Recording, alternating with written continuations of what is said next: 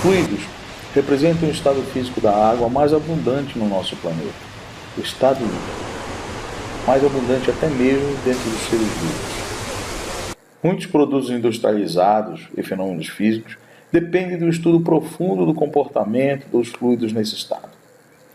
É por esse motivo que precisamos de simulações computacionais, para estudar não só a interação de grandes massas de todo tipo de fluido no nosso planeta, mas também sua interação microscópica em laboratório.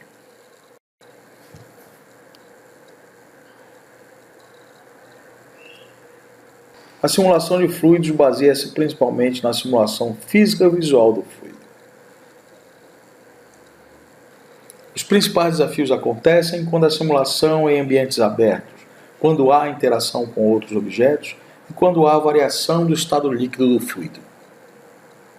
Se formos levar essa ideia a fundo, teremos que modelar cada molécula de H2O existente no líquido, o que é atualmente impossível. Por esse motivo, opta-se por simular fluidos como sendo um sistema de partículas. Um sistema de partículas representa o fluido não como moléculas individuais que interagem entre si, mas como partículas individuais que possuem espaços vazios entre si, cujos elementos e propriedades devem ser inferidas. Em um sistema de partículas, no caso aqui, dentro de um recipiente fechado, observamos tanto a interação entre elas, mas também os choques com as partículas nas paredes do recipiente. Mesmo em um sistema de partículas simples como esse que vimos, existem muitas forças e propriedades físicas que atuam em cada partícula. Para simplificar o processo, podemos dividir as propriedades em dois grupos principais: propriedades físicas internas, tais como massa, aceleração, velocidade e densidade, e propriedades físicas externas, tais como a interação com outras partículas, a gravidade, obstáculos, atrito. A combinação de todas essas propriedades é que gera o conjunto de forças que atuam em cada partícula. O conjunto de todas essas forças, chamadas aqui de F, que da física newtoniana clássica, sabemos que é o produto da massa da partícula pela sua aceleração. Nosso trabalho aqui é então simular essas forças, que é feito com uma técnica universalmente aceita chamada de SPH, ou hidrodinâmica de partículas suavizadas. O SPH pode ser usado em inúmeras aplicações envolvendo fluidos. Entre as mais conhecidas temos a aerodinâmica, clima como chuva, nevasca, movimento das águas em geral, erosões costeiras e terrestres e astronomia. O SPH é um método de interpolação de propriedades físicas. Essas propriedades são calculadas dentro de uma vizinhança de raio H. Quanto mais uma partícula está próxima do centro da região de raio H, mais sua propriedade física influenciará na propriedade física do centro, que está sendo calculado. A distância de uma partícula ao centro da região é denotada por R. Assim, cada propriedade do fluido é calculada separadamente, como densidade, pressão, viscosidade, massa. De posse dessas propriedades, podemos calcular a aceleração, velocidade e a posição de cada partícula. Uma aproximação comum que pode ser feita é considerar que cada massa de cada partícula é igual para todas elas. As equações do SPH são derivadas das equações de Navier-Stokes, derivadas da dinâmica dos fluidos. Supomos uma propriedade qualquer, denotada aqui de AS. Assim, o cálculo dessa propriedade no centro da região circular de raio H, denotamos por AS de R, onde R é a posição central. Assim, AS de R é uma soma ponderada das propriedades de todas as partículas vizinhas, ponderadas por uma função W, que chamamos aqui de kernel. As propriedades individuais de cada partícula vizinha são representadas aqui por A de J, cuja massa é mJ, e ρ de J é a densidade da partícula J. Então, toda a propriedade A de J é calculada em função da densidade do fluido em torno de A de J. Mas, que função de ponderação pode ser W? Uma vez que o que desejamos é que as partículas mais próximas da posição central R tenham mais influência ou contribuam no cálculo da propriedade dentro do kernel, a função gaussiana é a mais apropriada para esta tarefa. Sabemos que a função gaussiana tem a média e o desvio padrão como variáveis. Se no caso do kernel do SPH considerarmos a média da gaussiana como sendo a posição R, apenas o desvio padrão influenciará na contribuição das partículas vizinhas. Quanto maior o desvio padrão, mais partículas vizinhas terá a posição R. Quanto menor o desvio padrão, menos partículas vizinhas terá o kernel W.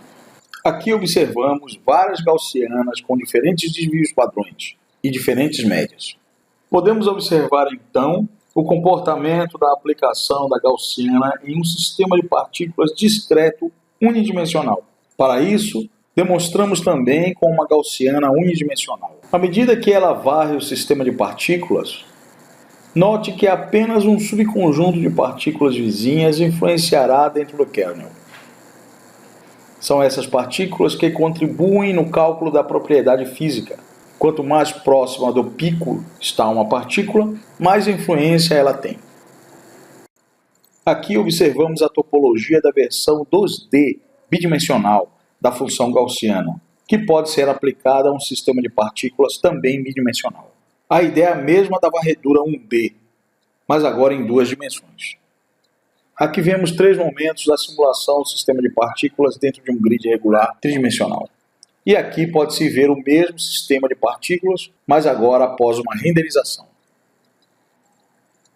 Veremos agora como implementar a simulação de fluidos via um sistema de partículas. Como vimos anteriormente, a equação geral para o cálculo de qualquer propriedade do fluido é A de R. Note que aqui chamamos o kernel de G, para indicar que é usado aqui uma gaussiana. Note também que os argumentos do kernel gaussiano são a diferença entre a posição do kernel R para a posição RJ de cada partícula, além do raio H. Relembrando que qualquer propriedade do fluido é sempre calculada com uma soma ponderada pelo kernel das propriedades das partículas J, que são vizinhas dentro do kernel. Também, qualquer propriedade A de J é sempre calculada em relação à densidade ρJ multiplicada por sua massa mj. Assim, a força de pressão da partícula I na posição R é a soma ponderada das forças de pressão PJ de cada partícula J, ponderadas por G. Por sua vez, a força de viscosidade FVI da partícula I é a ponderação por G das diferenças entre a viscosidade VI da partícula I e cada viscosidade VJ da partícula J. No entanto, a força de gravidade que atua verticalmente sobre o líquido que está sendo simulado é apenas a aceleração da gravidade GJ, igual para qualquer partícula, ponderada pela densidade ρJ. Esta, entretanto, é a única força que não depende da ponderação do kernel G. Uma vez que trata-se de um método interativo, todas as propriedades físicas do fluido são recalculadas a cada iteração t, ou instante de tempo. Por esse motivo, indicamos por Q índice IT a composição de todas as forças que atuam na partícula I no instante t. Essa composição é calculada como as três forças vistas aqui: força de pressão, força de gravidade e força de viscosidade. Podemos então igualar essa composição à massa multiplicada pela aceleração de cada partícula, segundo a segunda lei de Newton. Mas sabemos também que a aceleração de cada partícula pode ser dada como a sua velocidade dividida pelo instante de tempo transcorrido, ΔT. E se multiplicarmos tudo por ΔT, temos ΔT Q índice IT igual a massa vezes a velocidade da partícula. Assim, podemos isolar a velocidade e calculá-la no instante t mais 1, que será igual à velocidade inicial no último instante t, mais o termo ΔT sobre a massa m, multiplicado pela composição de forças da partícula I.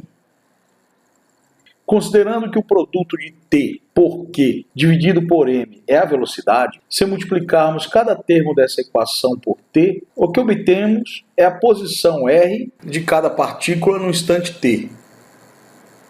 Aqui é apresentado o pseudocódigo para iterar e calcular para cada partícula dentro do grid 3D, a cada instante t, as propriedades físicas do fluido.